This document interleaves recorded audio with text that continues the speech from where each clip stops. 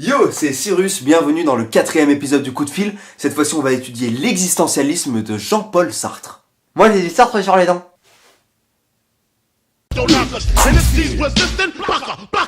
Jean-Paul Sartre, c'est un philosophe français né en 1905 à Paname et mort il y a une trentaine d'années, donc philosophe relativement récent. Il n'a pas inventé l'existentialisme, mais a beaucoup aidé à sa diffusion, notamment lors d'une conférence de 1945.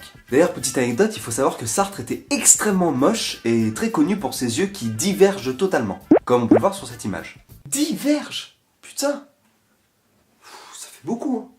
En gros, l'existentialisme part de la phrase suivante, chez l'homme, l'existence précède l'essence. Pour comprendre un peu ce que ça veut dire, il faut déjà savoir ce que c'est l'essence.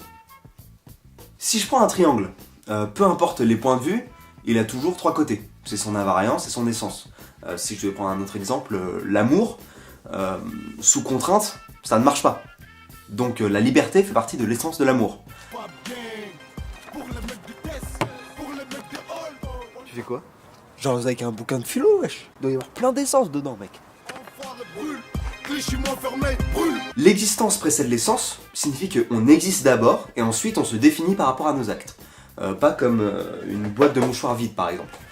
Cette boîte de mouchoirs, on l'a d'abord pensée, on a fait son essence, ensuite on l'a conçue et elle a existé. Ouais, je suis un rebelle, je balance les boîtes de mouchoirs, ouais.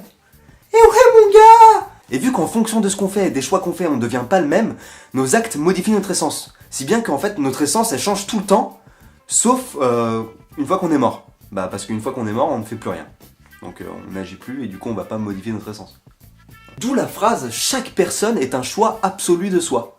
Ça veut dire qu'on peut devenir qui on veut et qu'en fait, on a ce qu'on appelle le libre arbitre. Putain, je savais pas que les arbitres sortaient de prison.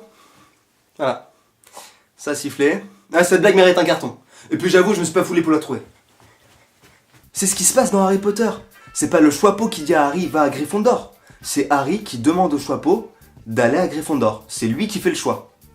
L'existence précède l'essence. Alors pourquoi le Choixpeau t'a-t-il envoyé à Gryffondor?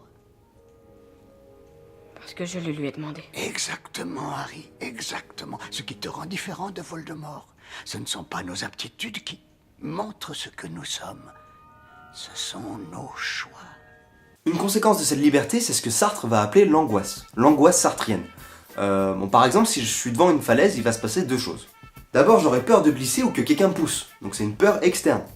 Mais il y a aussi une peur interne, qu'on va appeler angoisse. Une angoisse qui vient de ma liberté.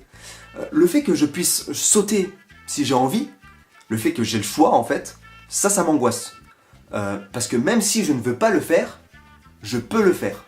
Et ça me fait flipper.